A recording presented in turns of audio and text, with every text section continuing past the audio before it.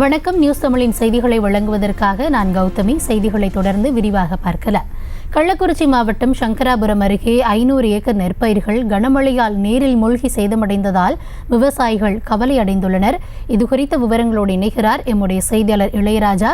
வணக்கம் இளையராஜா, இதுகுறித்து விவசாயிகள் தரப்பில் முன்வைக்கப்படும் கோரிக்கை என்ன? விரிவான விவரங்கள். வணக்கம் கபிலேமி. கள்ளக்குறிச்சி மாவட்டம் சங்கராபுரம் சுற்றுவட்டார பகுதியில் கடந்த சில நாட்களாக பரவலாக மழை பெய்து வருகிறது.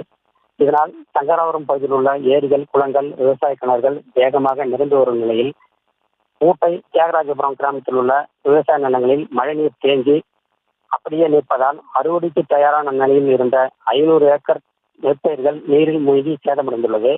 இதனால் அப்பகுதி விவசாயிகள் கவலையடைந்துள்ள நிலையில் பாதிக்கப்பட்ட நெற்பயிர்களை அரசு அதிகாரிகள் நேரில் பார்வையிட்டு உரிய நிவாரணம் வழங்க வேண்டும் என அப்பகுதி விவசாயிகள் கோரிக்கை விடுத்துள்ளனர்.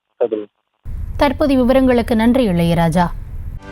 செய்திகளை உடனுக்குடனும் துல்லியமாகவும் தெரிந்து கொள்ள சப்ஸ்கிரைப் பண்ணுங்க.